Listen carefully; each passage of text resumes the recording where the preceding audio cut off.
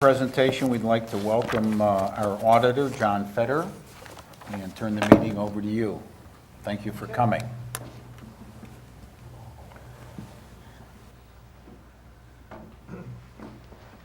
I'm going to stand over in the corner, kind of be like in a Wizard of Oz. Don't pay any attention to the man behind the curtain. I want to thank the board, Dr. Estrop, the folks here tonight to give me this opportunity to share a little bit about what we've been doing in the auditor's office for the last 2 years. Just as a couple introductions before I get started, I'm John Federer, the county auditor. I do have Tanya Schilling, who is here with me tonight. Tanya is our director of appraisal services and also of our IT department. I have Sandy Faulkner, who's my assistant. Then we also have Lou Caldwell and Margie Bellis from Tyler Technologies, who were, you'll hear about what their activity, their role was with the reappraisal as we go through here.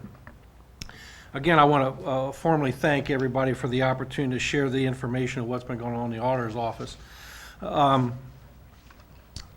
See if I can work all this stuff at once here. This will be kind of interesting. First, I want to lay out what the purpose of this presentation is, and there are basically four things we want to talk about tonight. I want to explain the process of the Clark County Real Estate Reevaluation Project. I also want to relate the status of that project to date. I want to inform and educate the constituents on the next steps of what's going on with the process, and then relate or share some important dates and outline some responsibilities of the property owners. I thought we might want to frame the beginning real quick, though, on where did we start. I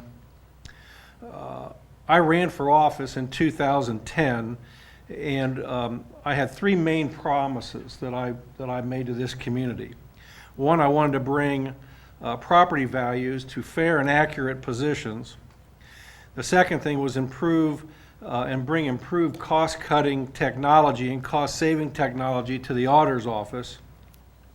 And three, I wanted to bring leadership to the auditor's office and really into the community and be present and out and talk about what we're doing, because it impacts everybody's lives, whether it's schools, industry, and and individuals.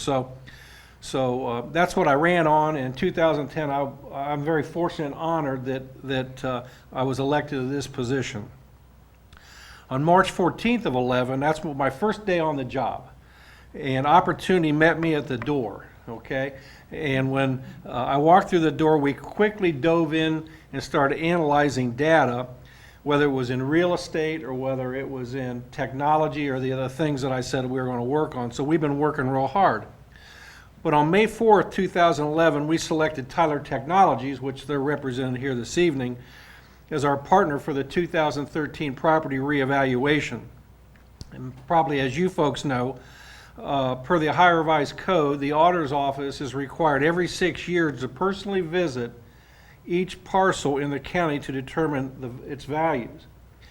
And believe it or not, we did that. And I can honestly say that it's the first time that was done in a long, long time where we actually visited every parcel. That's 66,000+ of them. In a reevaluation process, there's 6 steps, and we're going to run through those real quickly. Well, really, that's the presentation, folks. This is all 6 steps. So the first one is collection. And the purpose of that is that's where we visit each property in the county, and we update our property cards on the characteristics and make sure that they're right. So this is the first step.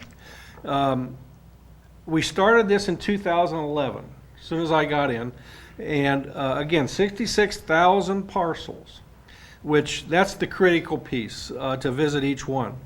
If we were not able to physically get to the parcel, which either through dog or it was sitting way back off the road, there are a whole lot of these things floating around. They're cards that we left, door hanger cards, and believe it or not, the property owner actually filled them out and sent them back in.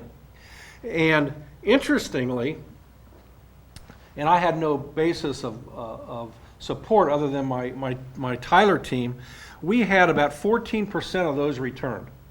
And I don't know about you folks, but in my old line of work, if we got 1% return, that was really pretty good. So we really had what we called an overwhelming response to make sure that our data was getting updated, and people really wanted to make sure and worked with us to make sure that it was right. So, those were the dwelling cards. Then during this field effort, I thought this was really important, of the data collection, we discovered that we had over 6,000 deficiencies on 6,000 parcels. And over 4,400 of those in both residential and commercial properties had large discrepancies in the data that we had on the file, such as square footage was off, missing buildings, demolitions of buildings. And these changes both impacted the value either plus or minus. So not every one of them was a detract, okay? We had buildings that, we had no buildings and there were buildings on them. So that's an important note going forward.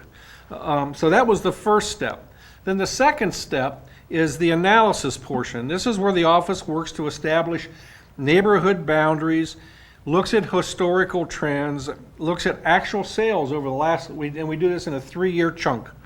And then we determine what we would call an estimated fair market value for these properties. I brought a couple samples here, and these are things, frankly, that were never done around here. And I'm not saying this about I'm talking about years ago, okay? I'm not talking about my predecessor, this goes way back. We realigned neighborhoods as an example. So the chart on the left was a neighborhood, a small neighborhood. This is up off of High Street. And the color depicts a neighborhood. And if you see like a white spot in the middle of that, it's not because there's no building there. That's a commercial or industrial section, okay? There's commercial building there. This is just residential. So if you look at the color, just as a quick visual, you can kind of see that colors are scattered. There's a lot of them. And then the one on the right is neat, defined, driven by types of houses, types of lots, and so on and so forth. So we can get a better idea based on the type of neighborhood, because it's driven by neighborhood, as to what value is. We started off with 725 neighborhoods. When we were finished, we had 509. So through reconfiguration, we brought it tighter so that we can really kind of get, now you'd think tighter, you'd have a bigger number, but tighter as you would see it in this demonstration. So it had been years and years for this to happen in Clark County. That was a huge effort to get it right. The next thing is, I don't have a card on this, but we evaluated, identified, and categorized the styles of houses, which we never did this in Clark County before. We ended up identifying 16 styles of houses. By that I mean they were either modern, by the type of house, modern house, colonial house, split level house, 2-story house, ranch house, all that kind of, bi-levels, all that kind of stuff.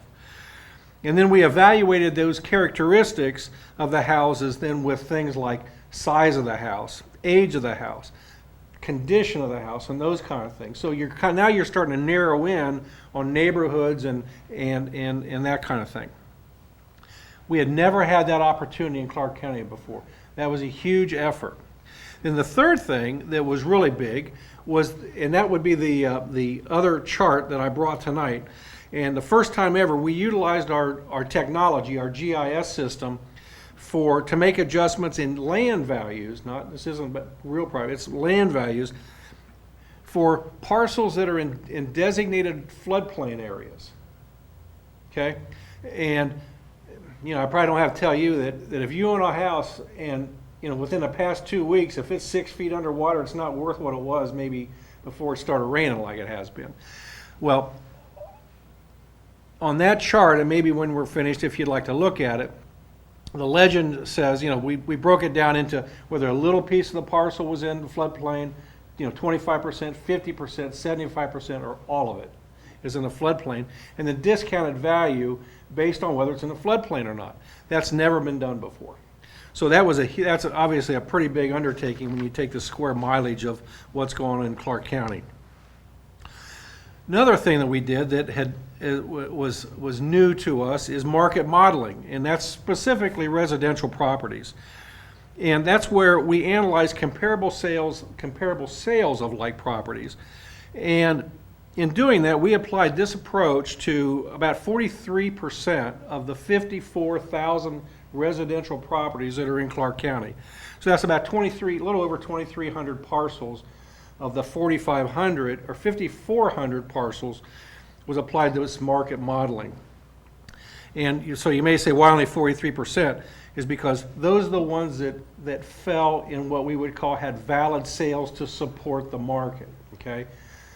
Again, if you go back and listen to what we're trying to get to is a valid sale determines what market is, and then we'll get to, if you don't have a valid sale, how we get to the other part. So brings a point of what's a valid sale. There's 4 points that make a valid sale. That's where the buyer and the seller are acting in their own interest and are not related in any way. The second would be where the buyer and the seller are not acting out of undue duress or haste. A third one would be where the buyer and the seller are both reasonably informed about all the aspects of the property and its potential uses and market condition. Then the fourth point that we look at in a valid sale is has the property been marketed and made available to the market? The key is market for a reasonable period of time. This is the key point in what we would call mass appraisals, as opposed to a fee-based appraisal or a one-on-one appraisal, because that's what we're doing. We're not looking at every single house and assessing a value on a specific parcel.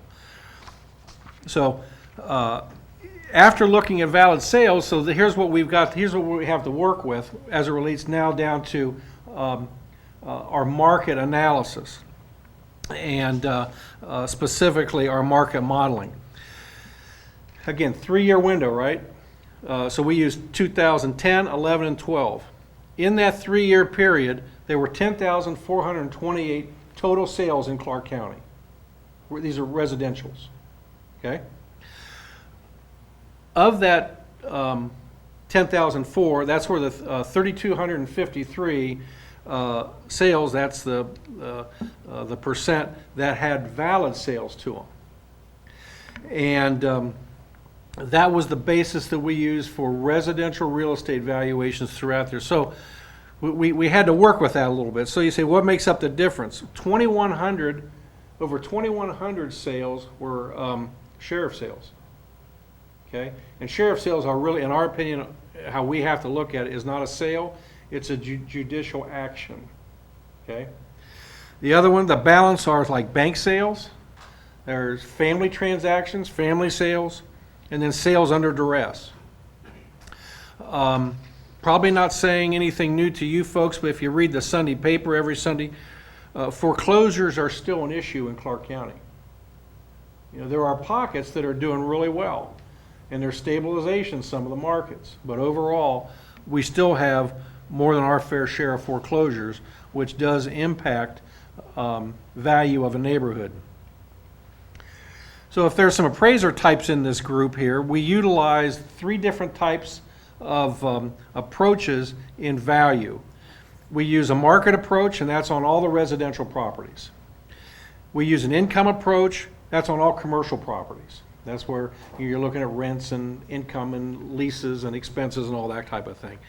And then the last fallback is a cost approach, and a cost approach will be used on both residential and commercial industrial when you can't get either the income or a market on it. And how that works is you figure out what it costs to build a house like that, and then you factor in the age and depreciation and quality and condition and all the factors that would go to that.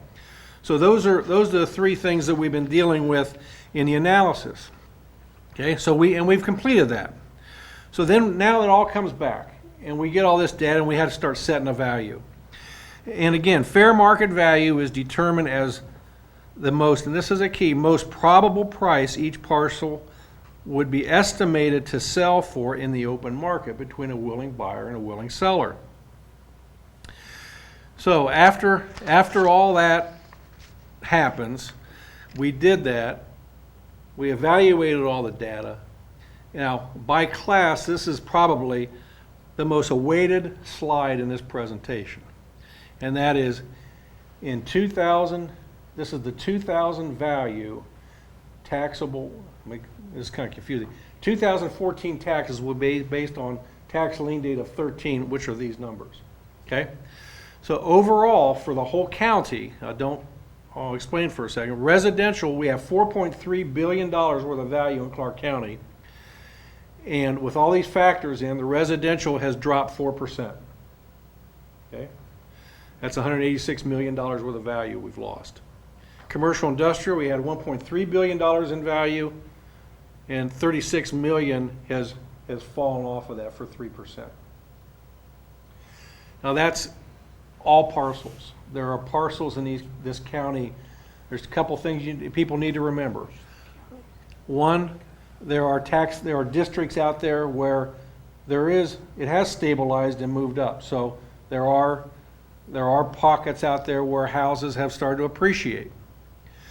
The other thing is we are dealing with market as we see it today and not looking at what the old number was, okay? Because frankly, I didn't have a lot of support for the old number to start with. So we're dealing with what the market is. And frankly, that's really how it ought to be. You just look at what the number is today. We submitted these numbers on May 3rd to the Ohio Department of Taxation. And they were pretty pleased with it, and they approved it. This is called a tentative abstract, and they approved that on May 29th of this year. So that portion of it is completed. But this won't be finalized until October. So you say, well, if you've got all that done, what's the issue? Why isn't it done? Well, the step 4 of the 6 is now feedback, and this is where we need feedback from the constituents. This is the kind of the meat of this presentation, to let property owners know what they can do or what they should do if they have questions or concern about their valuations. In September, every parcel owner will get a flyer that looks like this. Okay? Everyone will get one per parcel. And on the inside, it'll have the owner's name, the parcel number, and the new value. It also will break out how the tax dollars are spent for every taxing district in Clark County. And it's going to go out in 3 mailings on September 3rd, the 16th, and the 27th. So this is extremely important that you don't consider this as junk mail. Some might, but we would prefer you didn't. Look at it and confirm that what you think your house value is reasonably close to that or should be that, okay?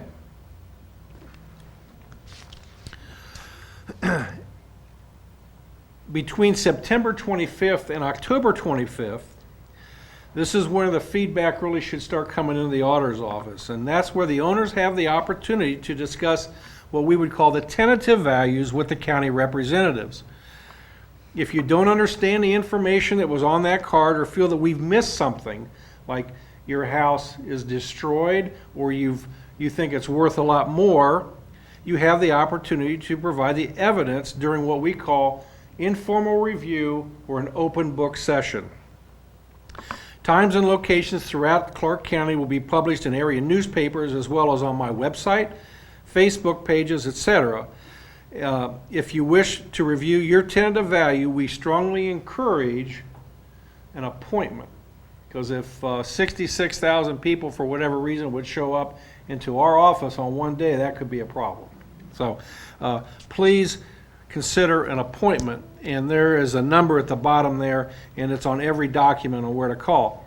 We are also going to publish, we don't have the date set yet, but 4 remote spots throughout the county. New Carlisle Library, Enon Library, Job and Family Services, and Springview, a government center out on 40, because they have ample space and ample parking that if somebody wants to come in, we'll be able to deal with them there.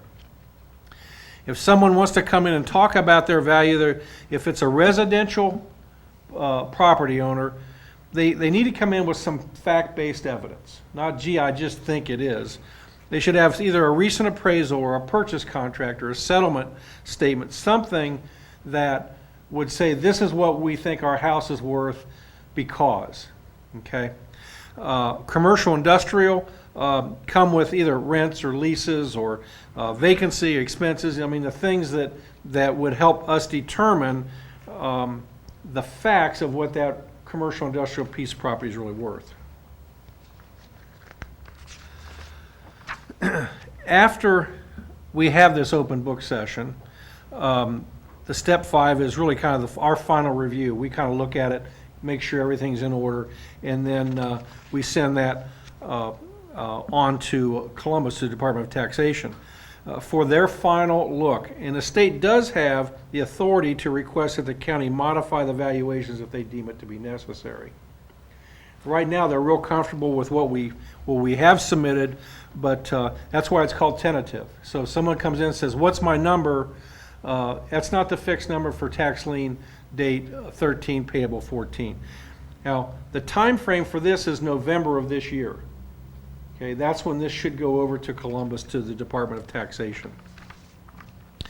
And then the step 6 is the finalization of the whole process, and effective then January 1st, 2013, that's the tax lien date for which your taxes of your 2014 tax bills will be paid.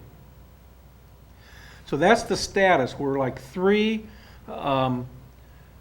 steps into a 6-step process. What I'd like to do is I want to play just about a 2-minute little video, and it'll kind of wrap this all up, okay? And then if you have any questions, we'll let Lou answer them. No. If you have any questions, we'll be happy to try and entertain those. So let me now. Remember when you bought your first home? It was a dream come true. The value of your home wasn't just measured in its price. It was also measured by the good neighbors you knew and the quality of life you enjoyed. Your home had value. Each homeowner knows more about their own house than just about anyone. That's why every homeowner has an important role to play in the home valuation process performed by your county auditor. Let's review how homes are valued. The first step is collection. Home reappraisals happen every 6 years by state-registered appraisers who physically visit each home in the county to update information on your home. These field reappraisers seek to meet homeowners to discuss property characteristics like land size and type, age, quality, condition, number of rooms, and other important information about the property. The second step is analysis. The county auditor's office examines the property information to check the accuracy and fairness of the initial property appraisal. The office establishes neighborhood boundaries, then looks at historic trends and actual sales over the last 3 years within these boundaries to determine the estimated fair market value of properties. The third step is the setting of the home value. The estimated fair market value is used to gauge the home's value and set the appraisal. The fair market value simply means the probable price each property would sell for in a typical open market between a willing buyer and a willing seller. The fourth step in the home valuation process is feedback. When the county announces the completion of the property valuations, all records are made available for public inspection. Homeowners who have questions or concerns about their valuation can set up a face-to-face meeting with a county representative. This feedback is designed to ensure a more fair assessment of your property. How do you provide feedback to your county auditor? When questioning a valuation, it is helpful to ask, was something missed when your home was reviewed that might change your valuation? Would you sell your home for the current appraised value of the property? Property owners can appeal in an informal or formal manner. Just contact your county auditor's office to discuss the avenue that works best for you. The fifth step is the review of your valuation. After the county auditor's office has examined your feedback and taken your input, the valuations are sent to the state for review and validation. This is just another step to ensure that the valuations are fair and accurate. The last step in the home valuation process is the finalization. When the county auditor announces the completion of property valuations, all records are made available for public inspection. Your home has real value, and the County Auditor's Office wants to ensure that the proper value is determined in an open and fair manner. Remember, homeowners have some valuable tax breaks and reductions available that can help reduce property taxes. Owner-occupied homes are entitled to a 2.5% tax rollback. Homeowners who are at least 65 years old or permanently disabled may be eligible for the homestead exemption. The current agricultural use value program exists for eligible agricultural property, and reporting damaged or destroyed property may reduce its appraised value. Contact your county auditor's office for information on these programs. To learn more and find applications, visit our website at www.yourhomeyourvalue.org. Remember, it's all about your home and your value.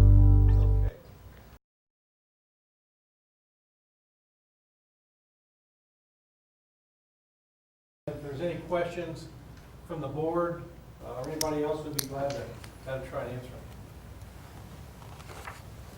Do you have any sense in the Springfield city proper, either the number of properties and/or values of organizations that are not paying property tax? So churches, schools, hospitals, public housing, that type of thing. All of those. But any sense as to what that might look like, since it impacts us significantly? It's a pretty good size. It's a pretty good size number. I don't have a number, and Okay. that's probably a number that we can get for you, and we'll report that out to you. Would you have a sense? No, I can't. Yeah. No, but it can be pulled off. Yeah. Okay. I mean, there are, we don't in the auditor's office, don't really get the say of those exemptions. That's pretty much done at the state. So they apply, and we either make a recommendation to or not to, and then take it to them, and then they make their decision anyway. So, But I think one of the difficulties, among others, of an urban district is the significant number of parcels right. that aren't taxed, as well as the housing stock value and how much a mill brings into the Springfield City Schools versus Clark Shawnee or a number of other districts.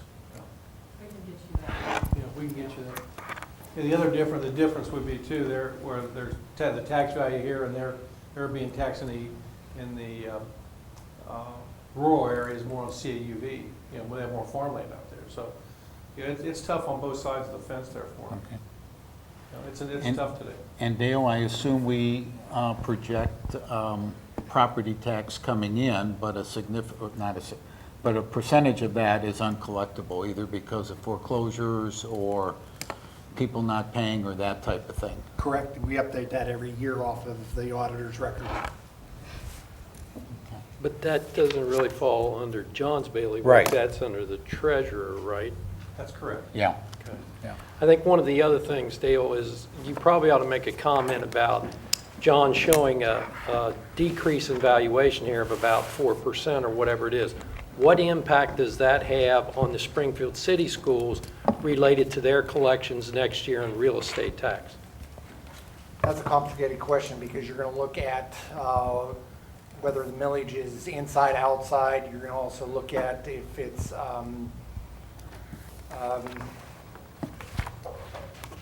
Bond versus Bond. operating. bond versus operating, and the emergency levies versus a standard levy. Like the emergency levy is going to generate a certain dollar amount and the millage will change up or down to generate that dollar amount. Or a standard one, you're going to see the rate actually drop.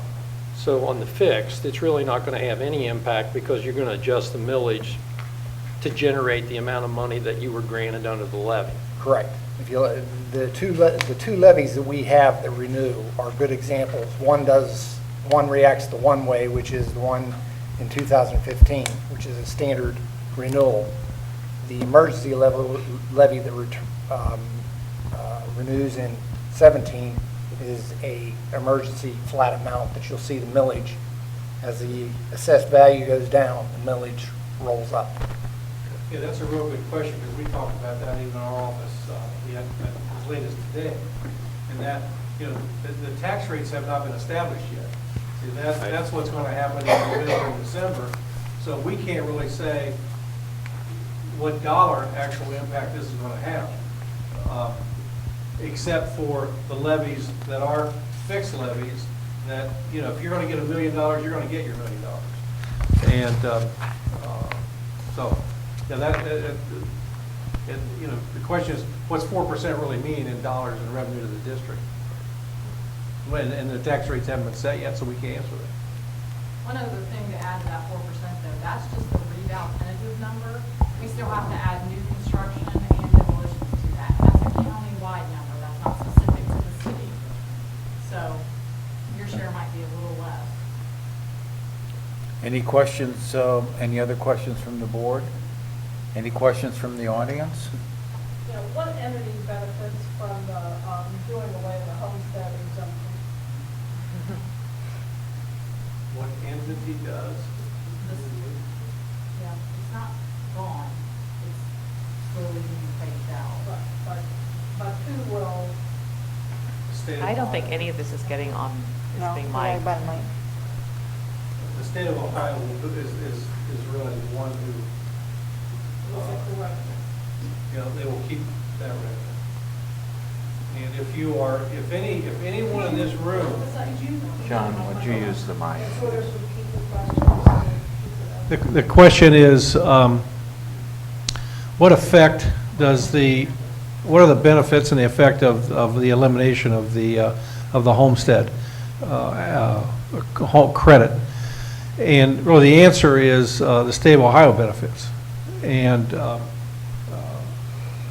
now, what I would like to share is that if anyone is turning 65 in 2013, you will have until June of 14 to apply. And all those people who are in the program will be grandfathered. Now, if you are 64 today and will be 65 on January 2nd of 14, you can be in the program. I wish that was. Okay, well, you'll be means tested, and the means tested is you have to make less than $30,000. Okay, and if you are disabled, fully disabled, you will still have to meet the means test. So if you're disabled, you get in, you still have to meet that means test. It's very complicated, and then the 10 and the 2.5%